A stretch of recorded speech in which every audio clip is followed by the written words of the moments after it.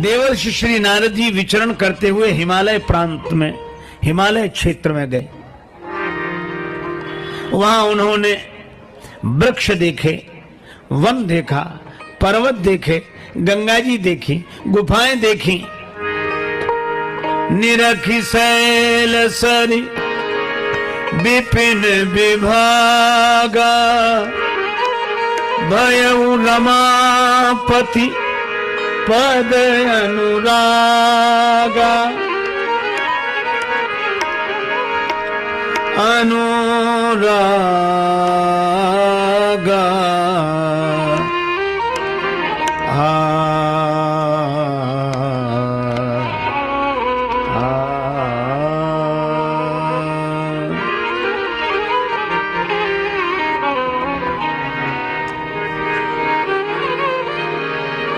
श्री गंगा जी को देखकर भगवान के चरणों की याद आ गई। आना भी चाहिए, क्योंकि गंगा जी का जन्म ही भगवान के चरणों से हुआ है।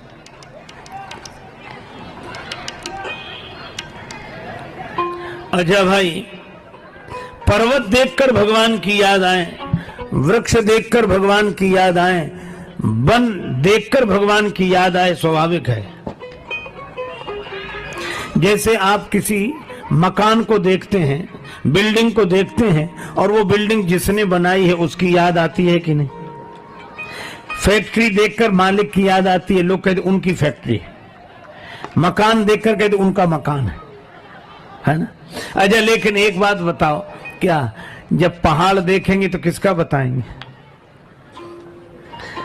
पेड़ किसके, पहाड़ किसका, नदी किसकी? एक अलमस्त स्वभाव के मस्त फकीर थे, उनसे किसी ने कहा कि बाबा आप कहते हैं खुदा की खुदाई समझ में ना आई, ये क्या है खुदा की खुदाई? महात्मा समझ गए कि ये ऐसे नहीं समझेगा। दूसरे दिन सवेरे सवेरे बुलाया, 8 बजे आओ कल सवेरे, हम तुम्हें खुदा की खुदाई दिखाएंगे। आ गया वो। महात्मा जी उसे लेकर गए जंगल में, एक पहाड़ की चोटी पर खड़ा किया, नीचे बह रही थी नदी, और नदी देखकर बोले ये दिख रही? बोले हाँ। महात्मा ने कहा यही खुदा की खुदाई है, ये नदी खुदा की खुदाई है। तो हंसकर बोला ये कोई खुदा की खुदाई है? तो महात्मा बोले क्या तेरे बाप ने खुदाई है?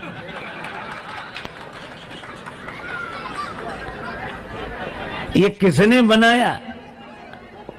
आहा, देखो भाई, एक महात्मा कहते थे भगवान की लीला भगवान ही समझ सकते।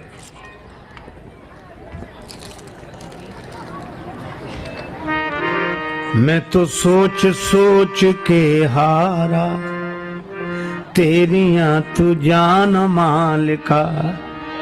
भगवान सोच सोच कर मैं तो थक गया, तेरी लीला तू ही जान सकता है।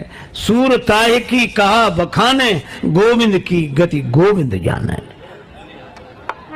मैं तो सोच सोच के हारा, तेरियां तू जान मालिका। हमें यह समझ में नहीं आया कि दुनिया तूने बनाई कैसे कैसे। कोई छिद्र नहीं, छिलका पूरी मजबूती से फल को बांधे हुए है, पर कैसे फल बिच रस तूने डारा, तेरियां तू जान मालिका। और दुनिया कैसी विचित्र,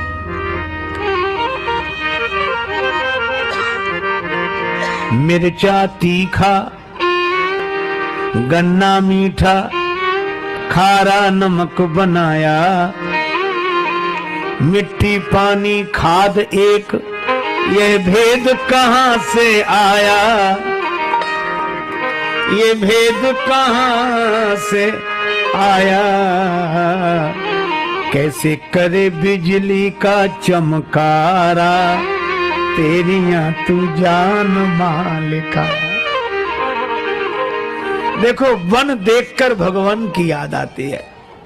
ये पहाड़ उसी ने बनाए, पर्वत ही नहीं, नदियां उसी ने बनाई, पृथ्वी उसी ने बनाई, वृक्ष उसी ने बनाए। देखो मैं आपको एक निवेदन कर दूं, व्यक्ति जो बनाता है कविता उसको बोलते हैं कृति। व्यक्ति की बनाई हुई रचना को कृति बोलते हैं और भगवान की बनाई हुई रचना को प्रकृति बोलते हैं।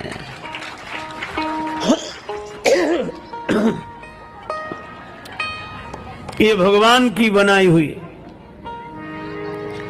प्रकृति देखकर भगवान की याद आती है। नारद जी को भी आ गई।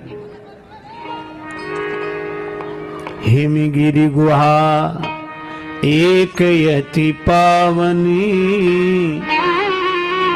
बह समीप सुरसरी सुहावनी।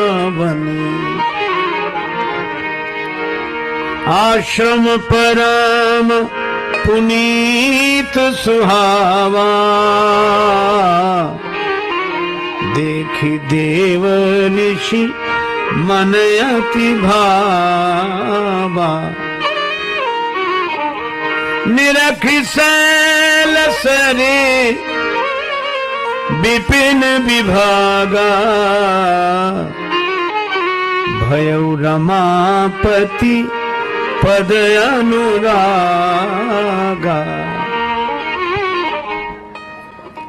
नारद जी के मन में गंगा जी के तट पर हिमगिरी की है उपत्यका देखकर भगवान के भजन करने का मन हुआ। लेकिन एक कठिनाई, नारद जी को श्राप लगा है महाराज दक्ष का कि ज्यादा देर ठहर नहीं सकते और ठहरे बिना भजन हो कैसे। अच्छा, ये दक्ष का श्राप लग गया। दक्ष गृहस्थ हैं और नारद जी विरक्त महात्मा हैं। ये कथा कितनी अद्भुत है। गृहस्थ का श्राप महात्मा को लग गया। क्यों लग गया? दक्ष अपने बेटों को भेजते तपस्या के लिए, वैराग्यवान बनो, तपस्वी बनो, तपस्या के द्वारा शक्ति प्राप्त करो, तब गृहस्थ जीवन में प्रवेश करो। दक्ष के बेटे तपस्या करने जाते, लौटकर आते, रास्ते में नारद जी मिल जाते और नारद जी कहते कहां जा रहे हो? महाराज आपकी कृपा से खूब आनंद से वन में भजन किया, तपस्या की, अब गृहस्थ जीवन में प्रवेश करने जा रहे हैं। नारद जी ने कहा काहे को झंझट में पड़ते हो? अब बाबा जी कैसे जो किसी को बाबा जी न बना दें। नारद जी का तो काम ही है ये। और ऐसे समझावें, ऐसे समझाएं, जो सुख पाया राम भजन में सो सुख नाही अमीरी में, बस मन लागा मेरा राम फकीरी में। दक्ष के बेटे घर नहीं लौटते, फिर वन को चले जाते। अब दक्ष को लगता कि बेटे वन में जाते तो हैं, लौटकर आते नहीं। अच्छा, जिसे संत मिल जाए वो लौटकर काहे को आएगा? आवागमन से मुक्त, उसका तो फिर जन्म नहीं होता। तो जब महाराज दक्ष को पता लगा कि नारद बाबा उन्हें उपदेश देकर साधु बना देते हैं, इसलिए वो गृहस्थ जीवन में प्रवेश करने के लिए घर लौटकर ही नहीं आते, तो दक्ष ने श्राप दिया कि नारद जी ज्यादा देर कहीं ठहर ही नहीं सकते। और नारद जी को श्राप लग गया, वे ज्यादा देर कहीं नहीं रुक पाते। पर नारद जी परेशान नहीं हुए, प्रसन्न हुए। किसी ने कहा कि आप ज्यादा देर एक जगह नहीं रुक सकते, तो नारद जी बोले कोई बात नहीं, ज्यादा जगह जाएंगे। एक जगह तो ज्यादा देर नहीं रुकेंगे, पर ज्यादा जगह जाएंगे, ज्यादा लोगों को साधु बनाएंगे, भगवान के भजन में लगाएंगे। प्रसन्न थे। अच्छा, लेकिन अब इस पर भी विचार करें, ये दक्ष प्रजापति का श्राप नारद जी को लग कैसे गया? महाराज दक्ष का श्राप नारद जी को लग कैसे गया? इसलिए लग गया, नारद जी कोई गलत काम तो कर नहीं रहे थे, साधु बना रहे थे, बाबा जी बना रहे थे, भगवान का भजन करने वाले संत बना रहे थे, नारद जी विरक्त बना रहे थे। बात तो ठीक है, लेकिन आप कल्पना करो, श्राप इसलिए लग गया कि अगर नारद जी के अनुसार सभी बाबा जी बन जाएं आप कल्पना करो, सब बाबा जी बन जाएं तो बाबा जी बनने बंद हो जाएंगे कि नहीं? सब साधु बन जाएं, कोई विवाह न करे तो साधु भी बनने बंद हो जाएंगे। ये वृक्षों से थोड़े ही नीचे गिरेंगे कि आकाश से गिरेंगे। गृहस्थ न होते तो महात्मा का जन्म कहां होता, और महात्मा की जाने दो, गृहस्थ न होते तो परमात्मा का अवतार कहां होता, श्री राम और श्री कृष्ण का अवतार कहां होता। इसलिए धन्यो गृहस्थ आश्रम, गृहस्थ आश्रम सबसे श्रेष्ठ आश्रम है। वृंदावन के सुप्रसिद्ध संत श्री उड़िया बाबा जी महाराज से एक बार किसी जिज्ञासु ने कहा कि महाराज अब तो पाप बहुत अधिक बढ़ गया है, भगवान नहीं आ रहे। अच्छा, लोग ऐसा पूछते भी हैं, पाप बहुत बढ़ गया है, अब तो भगवान नहीं आ रहे। तो श्री बाबा से जब किसी ने पूछा, पूज्य उड़िया बाबा जी महाराज से, पाप बहुत बढ़ गया है, भगवान नहीं आ रहे हैं, तो बाबा मुस्कुराकर बोले कि तुमसे किसने कहा कि पाप के कारण भगवान आते हैं? अच्छा, कितनी बढ़ जाए पाप, पाप में इतनी शक्ति है कि भगवान को बुला ले। अरे पुण्य तक तो परमात्मा को बुला नहीं पाता, प्रेम ही बुला पाता है। हाँ, ये बात अलग है कि भगवान आते हैं तो पाप मिटता है, लेकिन पाप भगवान को बुला नहीं सकता है। भगवान पाप के कारण नहीं आते। बाबा मुस्कुराकर बोले, भगवान तो बाप के कारण आते हैं। कोई दशरथ जी, कौशल्या जी तो हों तो राम जी आवे, वसुदेव देव की हों तो कृष्ण जी आवे। इसलिए गृहस्थ आश्रम की महिमा है, विरक्तों की भी महिमा है, लेकिन गृहस्थों की भी महिमा है। और मैं गृहस्थ और विरक्त में इतना ही भेद मानता हूं कि जैसे बड़े शहरों में दो सड़कें होती हैं, एक बाजार के बीच से जाती है, एक बाईपास रोड। तो जो विरक्त हैं ये शहर, संसार रूपी शहर के बाईपास रोड से जाते हैं, जो गृहस्थ हैं वो बाजार के बीच की सड़क से जाते हैं, इतना ही अंतर है। अच्छा, बाईपास रोड से कोई पार चला जाए, शहर को पार कर ले, तो कोई बड़ी बहादुरी नहीं। बाईपास रोड बना ही इसीलिए है कि वहां भीड़ है ही नहीं, वहां तो बड़ी सुविधा, आराम से निकल जाओ। बहादुरी तो उसकी है जो बीच बाजार में जाम में फंसकर थोड़ी थोड़ी गाड़ी बढ़ाकर आगे निकलता है, बहादुरी तो उसकी। तो विरक्तों के लिए तो बाईपास है, खाली रोड पड़ा है, चले जाओ, अपनी गाड़ी किनारे से निकाल लो। अच्छा, लेकिन धन्य है तो वे गृहस्थ जो संसार के व्यवहार के बाजार में फंसे, अपनी जीवन की गाड़ी को साधना की सड़क पर जितना मौका मिलता है उतना ही आगे बढ़ा कर ले जाते हैं। हाँ, पीछे से लोग हॉर्न बजा रहे हैं, मोटरसाइकिल वाले परेशान कर रहे हैं, साइकिल वाले परेशान कर रहे हैं, पैदल वाले परेशान कर रहे हैं। अब पीछे वाला हॉर्न बजाता, आगे बढ़ाओ, आगे वाला बढ़े तब तो वो बढ़े, लेकिन बेचारा सबकी सुनता है, सबकी सहता है, कार की स्टीयरिंग पकड़े बैठा रहता है, जितना मौका मिलेगा उतना आगे बढ़ाएगा। मैं कहता हूँ गृहस्थ जीवन में कितने झंझट हैं, पर इतने झंझटों के बीच में भी सबकी सुनते सहते हुए जितना मौका मिलता है, साधना की सड़क पर अपने जीवन की गाड़ी को आगे बढ़ाकर जो संसार को पार करता है, वह गृहस्थ जीवन है। हाँ, ये बात अलग है कि आगे जाके दोनों सड़क एक ही मिलेंगी। बाजार की सड़क भी वहीं जाकर मिलेगी और बाईपास रोड भी वहीं जाके मिलेगा। इसीलिए चाहे कोई विरक्त हो, चाहे कोई गृहस्थ हो, भगवान के यहाँ पहुँचने के लिए सड़क एक ही है। ये तो संसार के दो मार्ग हैं, प्रेय मार्ग और श्रेय मार्ग, बाजार के बीच का मार्ग और बाईपास रोड। इसलिए दक्ष ने श्राप दिया कि ज्यादा देर मत ठहरो, तो नारद जी कहीं ठहर ही नहीं पाते। पर आज मन में आया कि भगवान का भजन यहाँ कुछ देर बैठकर करें, पर बैठ नहीं सकते। क्यों? श्राप पीछे लगा है, और श्राप है कर्म का फल, और कर्म का फल माने भाग्य, प्रारब्ध, और प्रारब्ध भोगना ही पड़ता है। लेकिन प्रारब्ध से ऊपर परमात्मा है।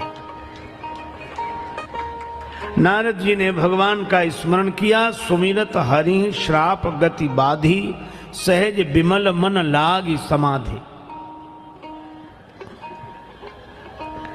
नारद जी को समाधि लग गई। अब आप विचार करना, नारद जी को समाधि लगी भगवान की कृपा के कारण। देवराज इंद्र को डर हुआ कि देवर्षि नारद इसलिए तो तपस्या नहीं कर रहे हैं कि हमारा पद पाना चाहते हो, तो कामदेव को भेजा कि बाबा की समाधि भंग करो।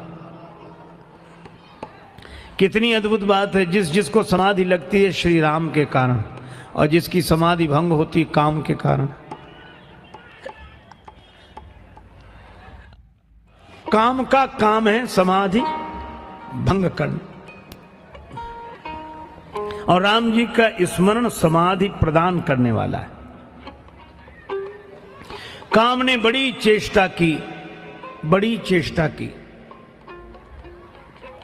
पर नारद जी की समाधि भंग नहीं हुई। क्यों नहीं हुई? जब जानकी नाथ सहाय करे, तब कौन बिगाड़ करे नर तेरा। सीम की चाँप सकई को तासु, बड़ रखवार रमापति जासु। खुली छतों के चिराग, खुली छतों के चिराग कब के बुझ गए होते, कोई तो है जो हवाओं के हाथ थामे हैं। कुछ नहीं बिगड़ा नारद जी का। तो कामदेव ने नारद जी के चरण पकड़ लिए। महाराज आप जैसा महात्मा नहीं, आप जैसा योगी नहीं, आप जैसा तपस्वी नहीं। बस कठिनाई सबसे बड़ी यही हुई कि नारद जी बचे थे भगवान की कृपा के गुण के कारण, और उन्होंने गुण सुन लिए अपने, प्रशंसा अपनी सुनते हैं, भगवान की महिमा से बचते हैं और तारीफ अपनी सुनते हैं। अभिमान आ गया। कामदेव ने कहा कि आप पर काम का कोई प्रभाव नहीं पड़ा। नारद जी बोले मुझे तुम पर क्रोध भी नहीं आया। भयउ न नारद मन कछु रोसा, क्रोध भी नहीं आया मुझे। तो मैंने काम को भी जीता और क्रोध को भी जीता। और कामदेव जाकर अपने राजा इंद्र से कह देना कि मुझे उनके पद का कोई लोभ नहीं है, मुझ में न काम है, न क्रोध है, न लोभ है।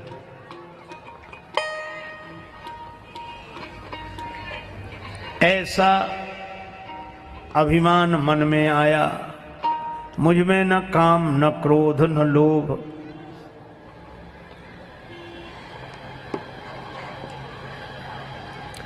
भगवान को भूल गए। अपनी प्रशंसा सुनकर अभिमान से भर जाने वाला भगवान को भूल ही जाता है। यद्यपि कामदेव ने जब देवराज इंद्र की सभा में जाकर यह समाचार दिया तो सुनी सबके मन अचरज आवा, मुनि ही प्रशंस। प्रशंसा तो नारद जी की पर हरि ही सिरुनावा। प्रणाम भगवान को किया कि महिमा उनकी है। लेकिन नारद जी को लगा कि मैंने काम को जीत लिया, तो मुझसे पहले भी क्या किसी ने काम को जीता? हाँ, याद आया। किसने? शंकर जी ने। हाँ, शंकर जी ने काम को तो जीत लिया पर क्रोध को नहीं जीत पाए, तभी तो क्रोध करके काम को भस्म कर दिया। पर वाह रे नारद, काम को भी जीता, क्रोध को भी जीता, लोभ को भी जीता। अब हमारे जैसा कौन? तो चलो शंकर जी के पास चलते हैं, उन्हें बता तो दें कि हम आपसे आगे बढ़ गए। अभिमानी की यही प्रकृति होती है।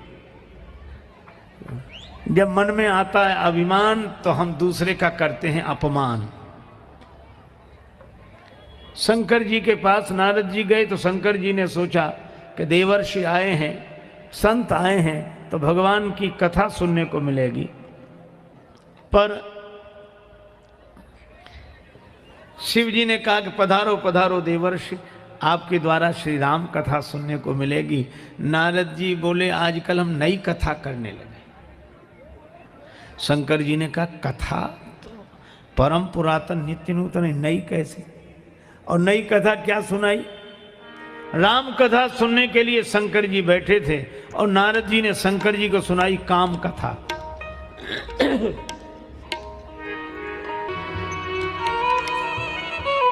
अब श्री तुलसीदास जी का व्यंग देखे। शंकर जी नारद जी से सुनना चाहते हैं रामचरित, और नारद जी ने सुना है मारचरित, श्री राम कथा नहीं काम कथा। अब नारद जी ने पूरे मनोयोग से अपने काम विजय की गाथा भगवान शंकर को सुनाई। अब शिव जी तो चुपचाप अवाक, क्या कहें। जब नारद जी राम कथा के स्थान पर काम कथा कहने लगे, भगवान का स्थान कथा में अभिमान ने ले लिया, तो क्या कहें। जब शंकर जी ने कोई अभिव्यक्ति नहीं दी तो नारद जी पूछने लगे, महाराज कथा कैसी लगी। तो शंकर जी ने कहा कि हमने कथा सुनाने के लिए एक बार हाथ जोड़े थे, अब बार बार हाथ जोड़ रहा हूं, बार बार बिनमो मुनि तो ही, कि जैसे यह कथा हमें सुनाई वैसे और कहीं मत सुनाना। नारद जी बोले और किसी सुनाना, भगवान को छोड़कर तो हमें और किसी से मतलब है नहीं। हां उन्हीं को मत सुनाना। तिमि जनि हरि सुनाए वो कब हूं। नारद जी बोले वैसे तो नहीं सुनाएंगे, अगर चर्चा चल जाए तो। शंकर जी बोले चले वो प्रसंग दुराये वो तब हूं, प्रसंग चले तो भी छिपा लेना। शंकर जी ने हितोपदेश दिया। भगवान शंकराचार्य कहते हैं कोवा गुरुर्यो ही हितोपदेष्टा, संबुदीन उपदेश हित नहीं नारद ही सुहान। भरद्वाज कौतुक सुनहु हरि इच्छा बलवान।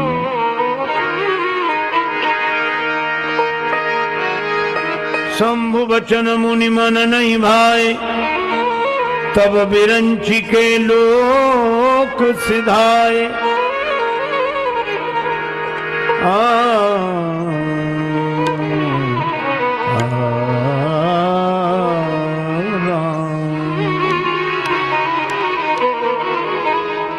शंकर जी ने समझाया पर नारद जी को बात अच्छी नहीं लगी। जब आते अच्छे दिन तो अच्छी बात सुहाती, ना ही तो समझाने पर भी नहीं समझ में आती। भगवान की इच्छा। नारद जी को लगा कि ये कहते हैं कि भगवान को मत सुनाना यह कथा, विष्णु भगवान को काम विजय की गौरव गाथा मत सुनाना। हमको क्या मतलब जो भगवान के पास जाए, अब तो भगवान हमें बुलाएंगे। हमने जो कीर्तिमान स्थापित किया किसी ने किया, काम क्रोध लोभ तीनों पर विजय प्राप्त कर ली। अब नारद जी सोच रहे थे कि भगवान की ओर से निमंत्रण आएगा कि नारद जी आपका अभिनंदन समारोह होना है।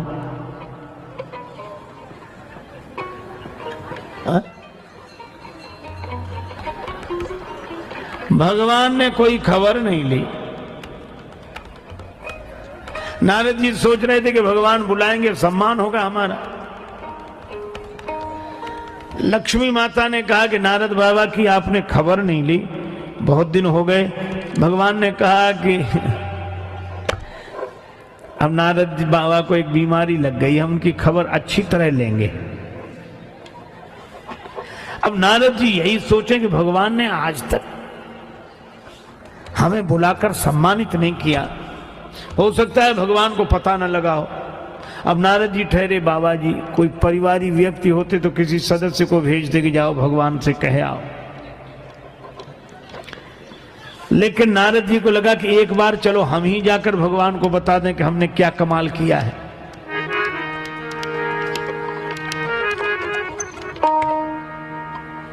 एक बार ही जाएंगे, बार बार नहीं जाएंगे। बार बार जाने से सम्मान नहीं रहता, इज्जत नहीं रहती।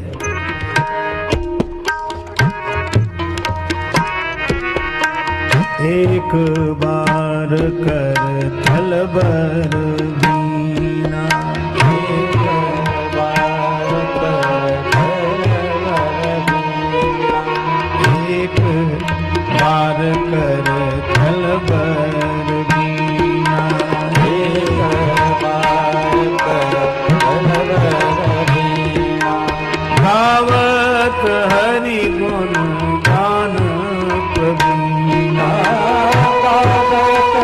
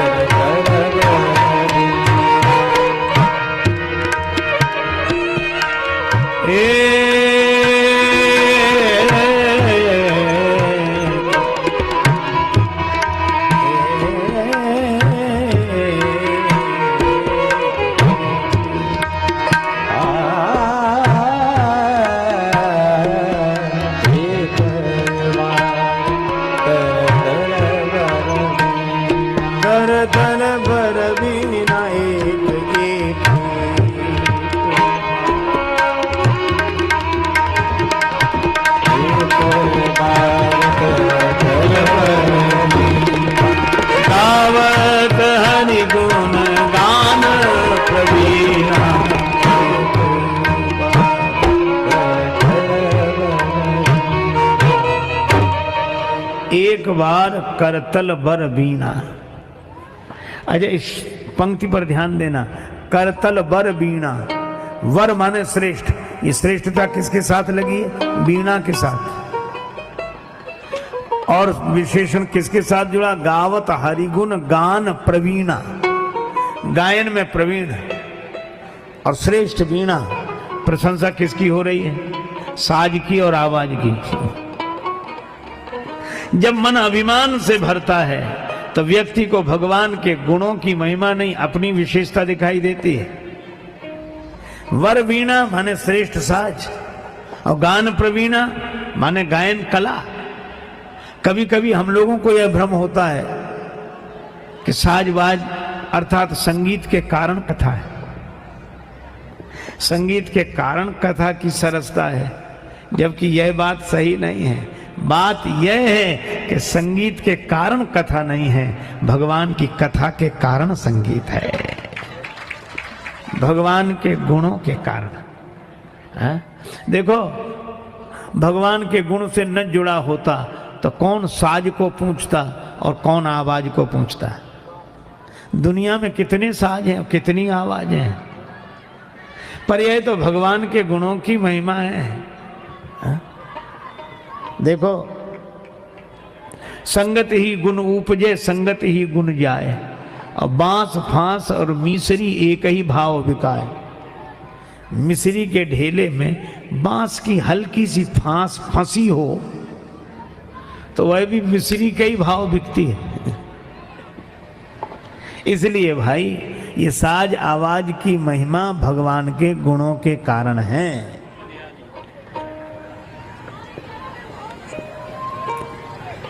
देखो,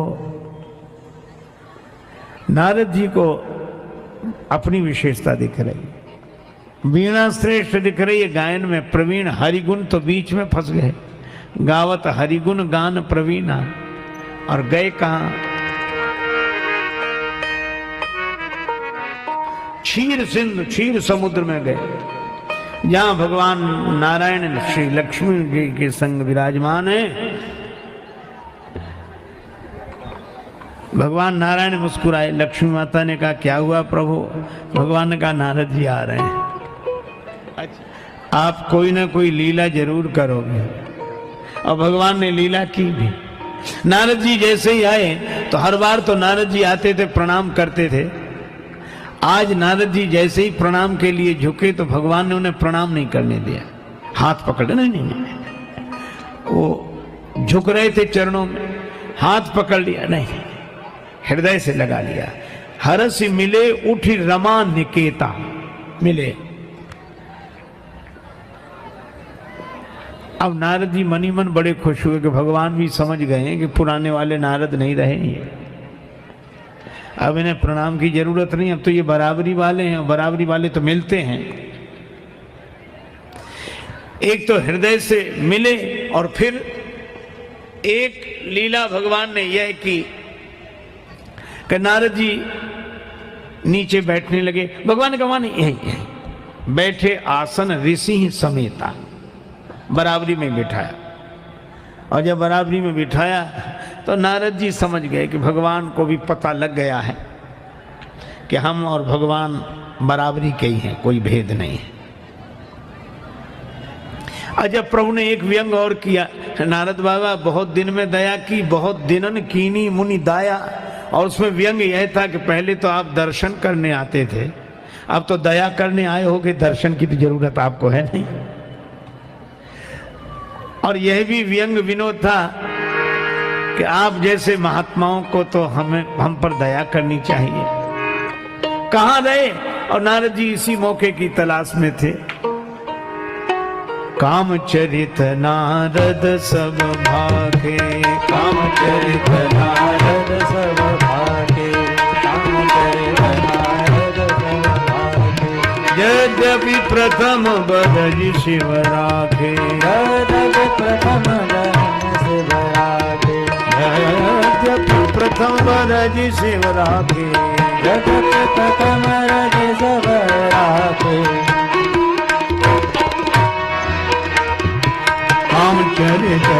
कामचरित नारद सब, कामचरित नारद सब, कामचरित नारद सब भागे, कामचरित नारद सब भागे,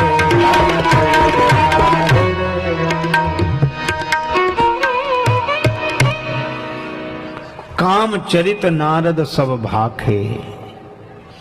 महाराज समाधि लग गई थी, देह की सुधि नहीं रही, वृत्ति अंतर्मुखी हो गई। भगवान ने कहा सर्दी गर्मी वर्षा में भी समाधि भंग नहीं। अरे महाराज आप सर्दी गर्मी वर्षा की कहते, काम आया काम, बड़ी चेष्टा की पर मेरा कुछ नहीं बिगड़ा। अच्छा ये तो बात सही है कि नारद जी का कुछ नहीं बिगड़ा, लेकिन आप ऐसे सोचो, आए एक आदमी कह रहा था कि मैं ऐसे ही बैठा रहा और लोगों ने गोलियां चलाई, तीर चलाए, लाठियां चलाई, मुझ पर कोई असर नहीं। लोग आश्चर्य में, तू ऐसे ही बैठा? हाँ ऐसे। तुमने कुछ नहीं किया ना? मेरे पास कुछ था ही नहीं और मैं बच गया और ऐसे ही बैठा रहा। अब लोगों के आश्चर्य की सीमा नहीं कि ऐसे ही बैठा रहा और लाठियां चली, तीर चले और गोलियां चली, इसका कुछ नहीं बिगड़ा। अच्छा भैया बैठे कहां थे? बोला हम किले के भीतर, चारों तरफ मजबूत दीवार है, किवाड़ बंद। अच्छा ये बताओ, ये जो बच गया आदमी, ये उसकी महिमा है कि किले की? मैदान में बैठा होता तो पता लगता है। तो नारद जी काम के बाणों से बच गए क्योंकि वे भगवान की कृपा के किले में बैठे थे, बाहर बैठे होते तो पता लगता। पर महिमा अपनी। भगवान रूख बदन कर वचन मृदु बोले श्री भगवान। भगवान ने कहा कि नारद जी तुम्हारे सुमिरन ते मिटे मोह मार मदमान, तुम्हारे स्मरण से काम क्रोध लोभ मोह मद मत्सर मिटेंगे। नारद जी बड़े खुश हुए कि अभी तक भगवान के स्मरण से ये सब विकार मिटते थे, अब हमारे स्मरण से मिटेंगे, अब हमारे स्मरण से। तो अब तो हम भगवान हो ही गए। तो नारद जी के मन में तो अभिमान, पर ऊपर से कहते हैं कृपा तुम्हारी सकल भगवाना, अब भीतर अभिमान का भाव। नारद कहा सहित अभिमान। नारद जी भगवान को प्रणाम करके विदा हुए। भगवान सोचने लगे, उर अंकुरे गर्भ तरु भारी, बेग सो मैं डारी हूं उखारी, पन हमार सेवक हितकारी। लक्ष्मी माता ने कहा कि नारद जी को तो पहले ही बहुत अभिमान था, आपने बढ़ा क्यों दिया? इतना सम्मान किया, चरणों में प्रणाम कर रहे थे, आपने प्रणाम नहीं करने दिया, हृदय से लगा लिया है। नीचे बैठ रहे थे, बराबर पर बिठा दिया, तो आपने तो अभिमान और बढ़ाया है। भगवान ने कहा लक्ष्मी जी कभी कभी बीमारी बढ़ानी भी पड़ती है। कहा कब? आप ऐसे सोचो जैसे किसी को फोड़ा हो जाए, व्रण शरीर में कहीं फोड़ा हो जाए, अब वो जाए डॉक्टर के पास कि डॉक्टर साहब कल से ये फोड़ा हुआ, तो डॉक्टर औषधि देता है कि इसको खा लो, फोड़ा बैठ जाएगा। अभी शुरुआत है, ये गोली खा लो, फोड़ा वहीं बैठ जाएगा। और मान लो वो गोली लेकर आए, खाए नहीं, तो फिर फोड़ा बैठेगा भी नहीं, वह तो बढ़ेगा। अब दूसरे डॉक्टर के पास जाए कि डॉक्टर साहब ये फोड़ा तो इतना बड़ा हो गया, तो डॉक्टर क्या कहेगा, अब तो बढ़ गया। पहले नहीं गए थे किसी डॉक्टर के पास? हाँ गए थे, उन्होंने दवाई दी थी, हाँ दी थी। वो कह रहे दवा खा लेना तो बैठ जाएगा। तुमने खाई थी दवा? नहीं खाई। तो डॉक्टर कहेगा अब तो गड़बड़ी हो गई, अब ये बैठ नहीं सकता, अब ये इतना बढ़ गया है कि दवा से भी बैठेगा नहीं, फिर अब तो इसका ऑपरेशन होगा। तो साहब अब ऑपरेशन ही कर दो। का ऑपरेशन लायक अभी हुआ नहीं है, थोड़ा और बढ़े तब इसका ऑपरेशन होगा। बस भगवान ने वही किया कि नारद जी के मन में अभिमान का फोड़ा हुआ था। शंकर भगवान रूपी पहले डॉक्टर ने जो उपदेश की गोली दी थी, अगर खा लेते तो ये फोड़ा वहीं बैठ जाता, पर उस उपदेश की गोली को नहीं खाया। तो भगवान ने कहा कि अब हमें ऑपरेशन करना पड़ेगा, लेकिन ऑपरेशन लायक हो जाए इसलिए थोड़ा और बढ़ाया है ताकि ऑपरेशन आसानी से हो सके। और मुझे भी तो लगता है कि भगवान जिन जिन के अभिमान का फोड़ा ऑपरेशन के द्वारा ठीक करना चाहते, उनका अभिमान बढ़ाते और हैं।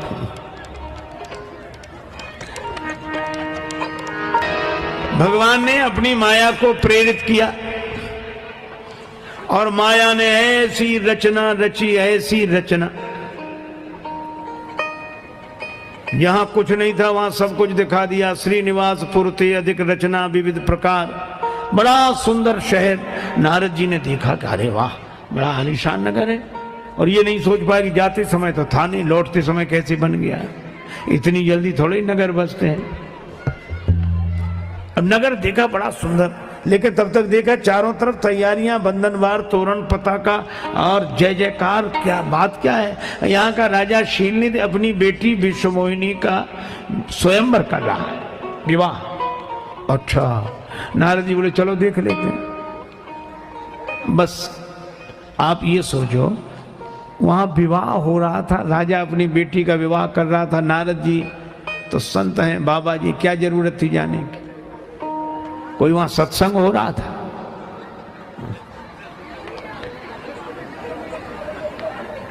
हाँ? लेकिन सोचा चलो थोड़े में क्या बिगड़ता है, थोड़े में क्या, आदमी सोचता थोड़े में क्या बिगड़ता है, जब बिगड़ता है ये थोड़े में बिगड़ता है। नारद जी गए, सुनि सब चरित भूप गृह आए। शीलनिधि राजा ने बड़ा स्वागत किया देवर्षि नारद का और अपनी बेटी को बुलाया। महाराज इसकी हस्तरेखा देखो। हस्तरेखा देखने के लिए नारद जी से निवेदन किया शीलनिधि ने, और नारद जी ने विश्वमोहिनी का जो रूप देखा, उसका नाम ही विश्वमोहिनी, विश्व को मोहित करने वाली, अर्थात भगवान की माया। जो शिव बिरंच कहा मोहई को है बपुरा आन, शिव जी ब्रह्मा जी के मन को भी मोहित करने वाली भगवान की माया ही विश्वमोहिनी है। अब नारद जी ने जो देखा तो देख रूप मुनि बिरति बिसारी, रूप देखकर वैराग्य बिसर गया। अब जरा थोड़ा सा मनोयोग पूर्वक ध्यान से सुनना, वैराग्य मिटा नहीं, भूल गए, थोड़ी देर के लिए विस्मृत हुआ, मिटा नहीं। लेकिन गड़बड़ी क्या हुई, देख रूप मुनि बिरति बिसारी, यही समझ जाते तो ठीक था।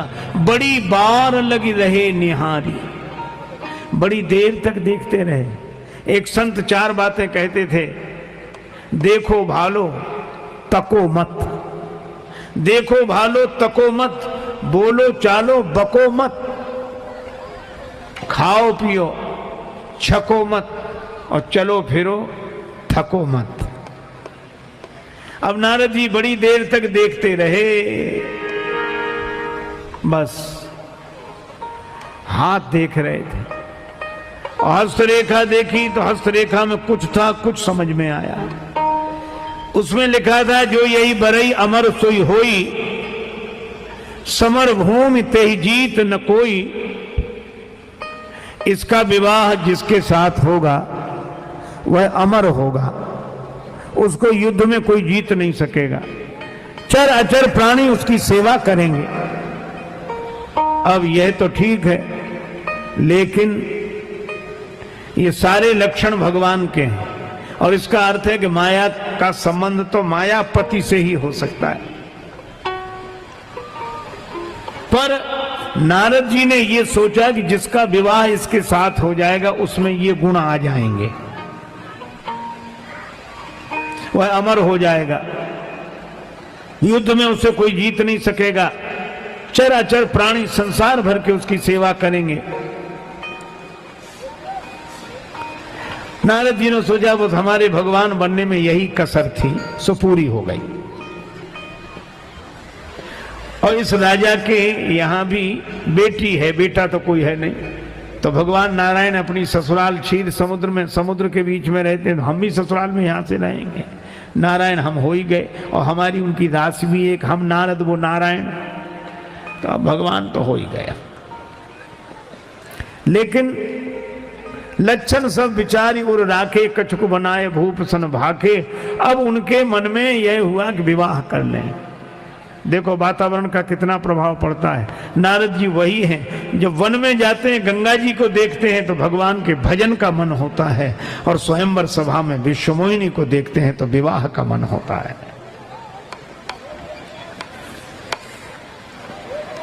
तो किसी ने कहा कि भजन करो, का भजन जब तब कछु न हो यही काला।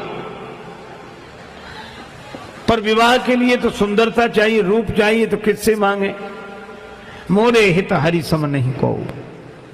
बहुत प्रार्थना की, भगवान भी तो कम कौतुकी नहीं है, तुरंत प्रकट हो गए। प्रगटे प्रभु कौतुकी कृपाला। कहो नारद जी कैसे याद किया? प्रभु एक जरूरी काम आ गया। भगवान मनी मन हंसे, कल ये काम को जीत कर आए थे, आज काम आ गया।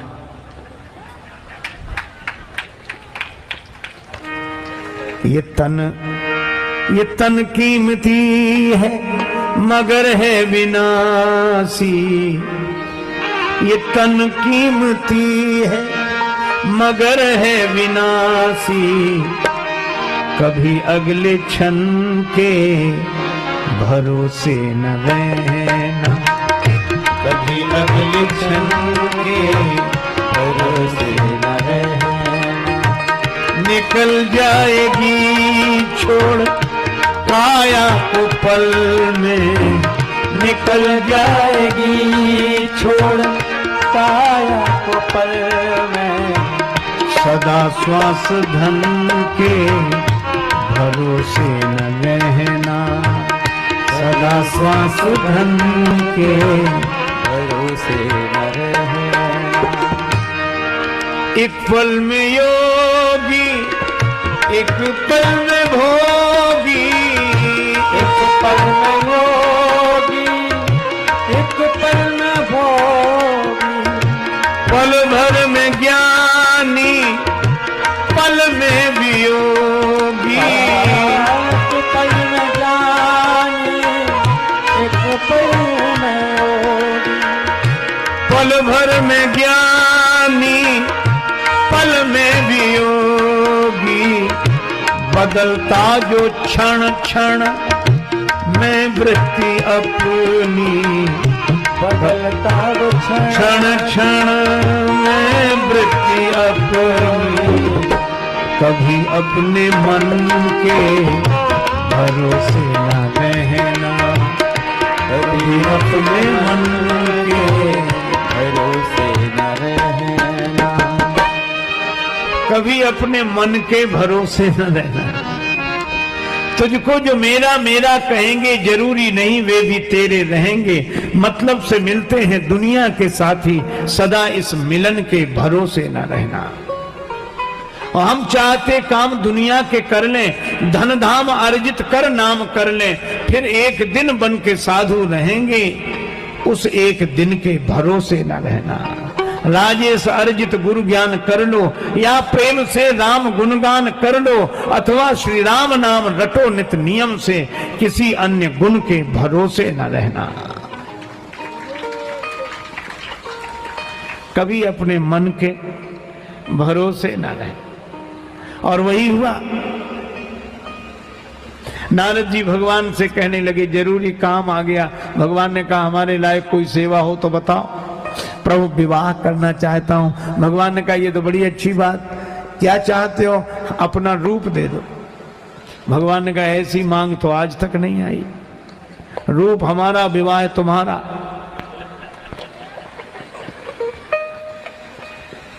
सोचने लगे कि नारद जी ने मांगा है सौंदर्य नहीं देते हैं तो राम सदा सेवक रुचि राखी पूर्ति नहीं होगी, तो का यही विध होए नाथ हित मोरा।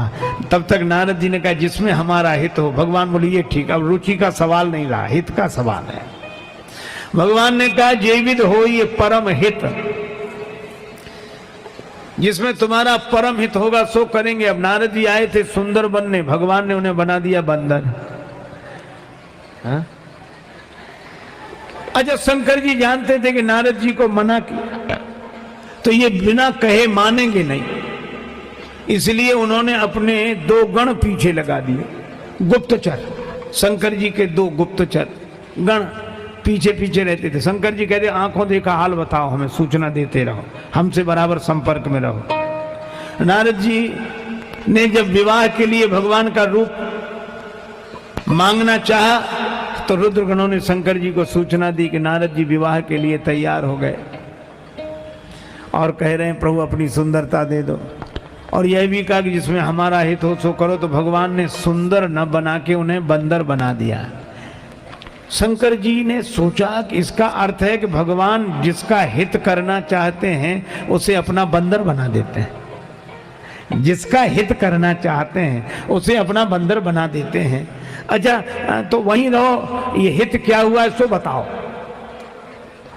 और नारद जी का बंदर वाला रूप दुनिया वालों ने नहीं देखा। नारद जान इस समय सिरुनावा, उस रूप को या तो भगवान नहीं देखा जिन्होंने दिया है, या उस विश्व मोहिनी ने देखा जिसका स्वयंवर था। और रुद्रगण और बोले भगवान से कि हमको भी नारद जी का बंदर वाला चेहरा देखने को मिले। भगवान ने कहा ये सीक्रेट मामला है, ये गोपनीय है, ये तुम्हें नहीं देखने को मिलेगा। रुद्रगण बोले कितना ही गोपनीय मामला हो, कितना ही सीक्रेट हो, पर हम तो संवाददाता हैं, शंकर जी से सीधे संपर्क स्थापित किए हुए हैं, आंखों देखा हाल उन्हें सुनाना है, तो हमको तो ये अधिकार है कि। भगवान बोले तुम भी देखो। तो रहे तहां दुई रुद्रगण ते जान सब भेव। अब नारद जी स्वयंवर सभा में उपस्थित हुए तो रुद्रगण प्रशंसा करते हुए उनके आसपास जब उपस्थित हुए, नारद जी ने कहा यहीं बैठो, यहीं बैठो। प्रशंसा किसे अच्छी नहीं लगती। एक कहता आपके जैसा कोई सुंदर नहीं, दूसरा कहता क्या कहना, हमने तो ऐसी सुंदरता सुनी ही नहीं। उसी समय विश्व मोहिनी आई और विश्व मोहिनी ने जैसे ही देखा तो दोबारा देखा ही नहीं। यही दिस बैठे नारद फूली, सो दिस तेहि न बिलो की भूली। रुद्रगणों ने शंकर जी से कहा कि महाराज विश्व मोहिनी इधर देख ही नहीं रही है। शंकर जी बोले बस यही हित हुआ। क्या? विश्व को मोहित करने वाली माया सबको व्यापती है, लेकिन भगवान जिसे अपना बंदर बना लेते हैं, व्यापने की कौन कहे, उसकी तरफ देखती तक नहीं है। अच्छा, और उसकी तरफ ही नहीं, उसकी तरफ जो बैठे हैं उनकी तरफ भी नहीं देखती। नारद जी की दिशा में जो और लोग बैठे थे, वे राजा माथा पीट रहे थे कि कहां से कहां इनकी साइड में आके बैठ गए, इनकी वजह से हमारी और नहीं देख रही। सो दिस तेहि न बिलो की भूली। अब नारद जी का जो ये हित हुआ कि माया व्यापने की कौन कहे, देखा तक नहीं, तो शंकर जी ने भी फैसला कर लिया कि हम भी राम जी के बंदर ही बनेंगे, इसी में हित होगा। लेकिन अब बने कैसे? तब तक ब्रह्मा जी ने घोषणा की कि भगवान नारायण नर बनकर आ गए। तो देवता बोले हम लोग क्या करें? ब्रह्मा जी बोले तुम बानर बनो। बानर तनु धरि धरि मई हरिपद से बहु जाए। तो जितने देव थे सब बानर बने और भगवान की प्रतीक्षा करने लगे वन में रहकर। तो देव तो बानर बने, पर महादेव क्या बने? महादेव भी बानर बनना चाहते हैं, तो भगवान से प्रार्थना की कि प्रभु हमको भी अपना बंदर बना लो। भगवान ने कहा कैसे बनावें? तो शंकर जी ने कहा कोई ना कोई योग बनाओ। और भगवान ने कहा अच्छा बनाएंगे। कहा कैसे? कहा नारद जी को बंदर बनाया विश्व मोहिनी के कारण, और शंकर भगवान तुम्हें हम अपना बंदर बनाएंगे मोहिनी के कारण, मोहिनी अवतार के कारण। और यही हुआ कि भगवान ने जब अमृत वितरण किया देवताओं को, वह मोहिनी रूप जिसको देखकर सभी मोहित हो गए थे, शंकर जी ने भगवान विष्णु से कहा हमें आप अपने उस रूप का दर्शन कराएं। तो भगवान ने कहा कि मत देखो, फिर हम तुम्हें याद ही नहीं रहेंगे। मोहिनी रूप से मोहित हो जाओगे तो भूल ही जाओगे कि हम भगवान हैं। शंकर जी बोले हम देख रहे हैं कि आप भगवान हैं। कहाँ? अभी तो देख रहे हो, बाद में नहीं देख पाओ। हमारी माया ऐसी विलक्षण है। अच्छा फिर भी देखेंगे। और जब भगवान नारायण ने मोहिनी रूप धारण किया तो शंकर जी भूल गए कि ये भगवान है। ऐसे मोहित हुए कि उस मोहिनी को हृदय से लगाने के लिए दौड़ पड़े और भगवान लीला करें, बार बार छिपे इधर उधर। शंकर जी आकुल व्याकुल, आहा प्रकारांतर से ही सही, पर भगवान के प्रति हुए इस आकर्षण से शंकर जी का जो तेज स्खलित हुआ, भगवान प्रकट हो गए। कहा कि इसीलिए हमने कहा था, लेकिन यह जो दिव्य तेज है महादेव आपका, यह अंश, इसकी बड़ी महिमा है। कहा क्या? बोले महादेव का अंश तो महावीर ही होगा। और उस शंकर जी के उस अंश को पवन देव लेकर आए और तपस्या करती हुई अंजनी माता के कर्ण मार्ग से शिव जी के उस अंश को अंजनी माता के गर्भ में स्थापित किया। अंश शंकर जी का है, इसलिए शंकर सुवन। और पवन देव लेकर आए हैं कर्ण मार्ग से माता अंजनी के गर्भ में इस अंश को स्थापित किया है, इसलिए प्रणवं पवन कुमार। और हनुमान जी के पिताजी का नाम केशरी है, इसलिए शंकर सुवन केशरी नंदन तेज प्रताप महाजगवंदन। तो भैया बाकी देव तो वानर बने, बाकी बंदर तो देव से बने, लेकिन हनुमान जी देव नहीं है, महादेव हैं। इसीलिए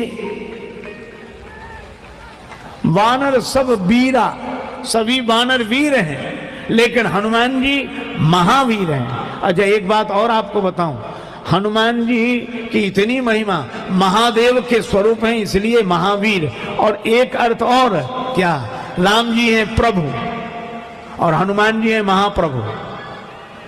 यहां तक कहा काज किए बड़ देवन के तुम वीर महाप्रभु देख विचारो। और कौन सो संकट मोर गरीब को जो तुमसो नहीं जात है टारो। बेगी हरो हनुमान महाप्रभु जो कुछ संकट होए हमारो। कर तुम अकर तुम अन्यथा कर तुम समर्थ। जो प्रभु हैं, सारा संसार जिनके बस में हो उन्हें प्रभु कहते हैं, और ऐसे प्रभु जिनके बस में हो उन्हें महाप्रभु कहते हैं। एक बात और, उसी समय विश्व मोहिनी आई और विश्व मोहिनी ने सर्वत्र देखा, और जैसे ही नारद जी की तरफ देखा तो मरकट बदन भयंकर देही देखत हृदय क्रोध भाते। और उसने जो मरकट बदन भयंकर देह, बड़ा क्रोध आया उसे, और इतना क्रोध आया कि यही दिसी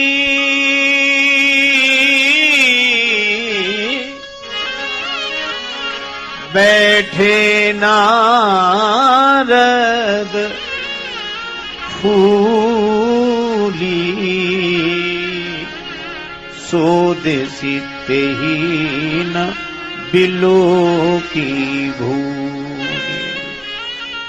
जिस दिशा में नारद जी बैठे थे उस दिशा की ओर ही नहीं देखा। अब नारद जी की दिशा में जो लोग बैठे थे वो भी अपना माथा पीटे, कहां से कहां हम इनके बगल में आके बैठ गए। अब जब नारद जी बार बार उछले, पुनि पुनि मुनि उकसही अकुलाही, देखी दशा हरगन मुस्काही।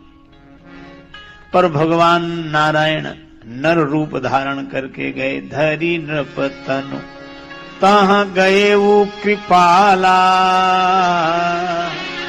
विश्व मोहिनी ने जो उन्हें देखा, कुंवरी हरसे मेले जयमाला। शील निधि राजा की बेटी विश्व मोहिनी ने भगवान नारायण को नर रूप में देखा, माला पहना। अब माला पहना दी, दुल्हन लई गे लक्ष्मी वासा, दुल्हन लई गे लक्ष्मी वासा। नृप समाज सब भयउ निराशा, नृप समाज सब भय निराशा। भगवान नारायण लक्ष्मी को लेकर गए, विश्व मोहिनी को लेकर गए। अब नारद जी बहुत हक्का बक्का। अब रुद्रगणों से बोले, क्यों जी, तुम तो कह रहे थे कि तुम्हारा ही विवाह होगा। रुद्रगण हंसते हुए बोले, तो अभी भी क्या बिगड़ा है, आप निज मुख मुकुर बिलो कहु जाई, अपना मुख दर्पण में देख लो। अब नारद जी को बड़ा क्रोध आया, तो जल में देखा, और जल में बड़ा भयंकर रूप दिखा। और जो रूप दिखा, अब तो नारद जी को पुण्य जल दीख रूप निज पावा, बड़ा क्रोध आया। अब वे रुद्रगण हंसने लगे, उनको हंसते हुए देखा तो कहा, हो निशाचर जाए तुम कपटी पापी दो, हंस्यो हमहि सो लेहु फल बहुरे हंस्यो मुनि को।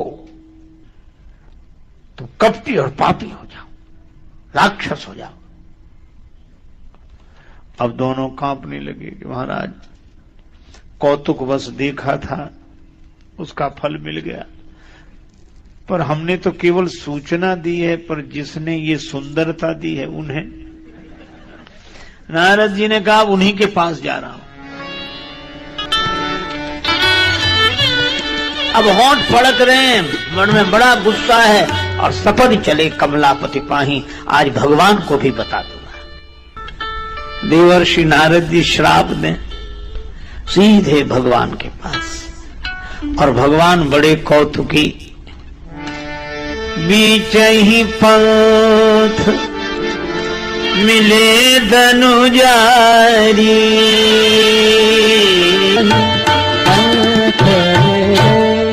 भगवान रास्ते में ही मिल गए। अब ये बीच रास्ते में मिलने का क्या अर्थ है? आप ऐसे सोचो, जैसे एक आदमी किसी ऐसी ट्रेन में बैठ जाए जो पूर्व की ओर जाने वाली में बैठना हो, पश्चिम की तरफ जाने वाली में बैठ जाए। एक ही समय हो, एक ही प्लेटफॉर्म हो, तो प्रायः ऐसी भूल हो ही जाती है। तो रास्ते में, बीच रास्ते में टीटी मिलता है, टिकट। और जब टिकट देखेगा तो कहां जा रहे हो, कुछ होश है? यह गाड़ी वहां नहीं जा रही जहां तुम्हें जाना है। तब बेचारे को होश आता है। अच्छा, भगवान ने एक कौतुक और किया, अकेले नहीं मिले, संग रमा सोई राजकुमारी, लक्ष्मी भी संग में और वो विश्व मोहिनी भी संग में, दो। और नारद जी को देखकर भगवान हंसकर बोले, मुनि कहां चले? हे मुनि महाराज, कहां जा रहे हो? क्योंकि आपने जिस ट्रेन में बैठने का निश्चय किया, वो काम क्रोध मद लोभ सब नाथ नरक के पंथ, सब परिहर रघुवीर ही भजहु भजहि जहि संत। आप सब छोड़कर राम जी का भजन करो। पर नारद जी तो बड़े क्रोध में, दो को और देख लिया। उसी समय बोले बस तुम्हारे ही पास। भगवान ने कहा तो हमारे लायक कोई सेवा?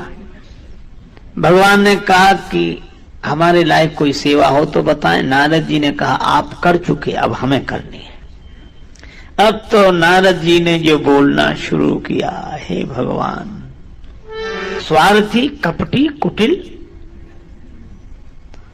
भगवान हंसते रहे, नारद जी गालियां देते रहे। अब नारद जी गाली दें और भगवान हंसे, तो नारद जी ने कहा हम गाली दे रहे हैं, तुम्हें हंसी आ रही है? भगवान ने कहा कि अभी अभी हमारा विवाह हुआ है और विवाह में गालियां दी ही जाती हैं,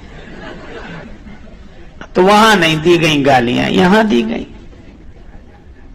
हम समझेंगे कि अभी हमारा विवाह ही हो रहा है, बायना अच्छे भवन में दिया है, अब इसका बदला मिलेगा तुम्हें। और नारद जी इतने क्रोध में कि उसी समय बोले, बंचो मोहि जवनि धरि देहा, सोई तनु धरहु श्राप मम एहा। मुझे विवाह से वंचित कर दिया, जो शरीर धारण करके तुम उसी राज्य परिवार में जन्म लो। मम अपकार कीन तुम भारी, नारी विरह तुम हो दुखारी। और तीसरी बात, मम अपकार कीन तुम भारी, नारी विरह तुम हो दुखारी। और कपि आकृति तुम कीन हमारी, करी ही कीस सहाय तुम्हारी। बंदर तुम्हारी सहायता करेंगे। तुमने मेरा अपकार किया है, पत्नी के विरह में रोते हुए घूमोगे, और राजा का वेश धारण करके हमारे साथ छल किया है, तुम राज्य परिवार में जन्म लो, ये मेरा श्राप है। भगवान ने कहा कि अब मत कहना, परम स्वतंत्र न सिर पर कोई। अब सिर पर मैंने कुछ रख लिया है। क्या रखा है? आपका दिया हुआ श्राप। श्राप शीस धरी, हरस ही प्रभु बहु विनती की। भगवान ने सोचा कि कुछ सजा तो हमें भी मिले, कौतुकी कृपालु होकर आए थे। तो भगवान ने यह सजा स्वीकार कर ली और उसके बाद हर्षित होकर प्रभु बहु विनती कीन। भगवान ने बहुत सी विनती की और उसके बाद निज माया के प्रबलता करसी कृपा निधि लीन। भगवान ने अपनी माया हटाई। जब हरि माया दूर निवारी, नहीं तहां रमा न राजकुमारी, न विश्वमोहिनी न लक्ष्मी जी, केवल भगवान खड़े। अब नारद जी पर से माया का प्रभाव समाप्त हुआ तो नारद जी चरणों में गिर गए। नारद जी ने चरण पकड़ लिए और यही कहा, मृषा हो मम श्राप कृप। मेरा श्राप मिथ्या हो जाए। मैं दुर्वचन कहे बहु तेरे, कहे मुनि पाप मिटहि किमि मेरे। मैंने आपको दुर्वचन कहे, मेरे पाप कैसे मिटेंगे? ये मेरा श्राप मिथ्या हो जाए। बार बार प्रार्थना करने लगे तो भगवान हंसकर यही बोले, मम इच्छा कह दीन दयाल। तुमने जो श्राप दिया यह मेरी इच्छा थी आपकी। हाँ, शुरू से देखो अब तक समाधि कैसी लगी? मेरी इच्छा से।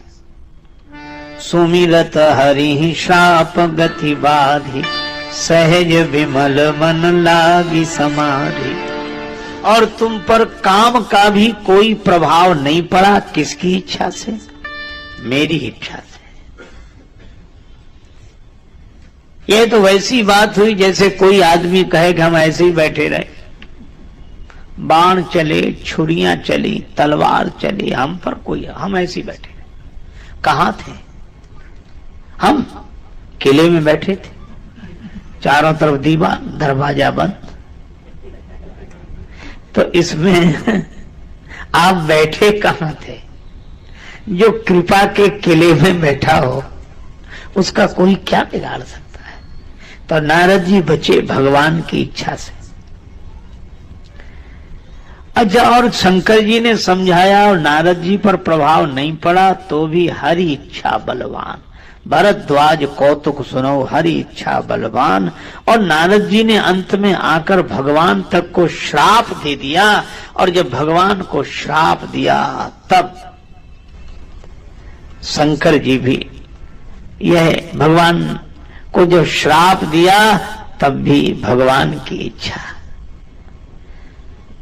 और अब नारद जी प्रार्थना करते हैं तो भगवान कहते हैं कि नहीं, ये मेरी इच्छा से ही मुझे श्राप मिला है।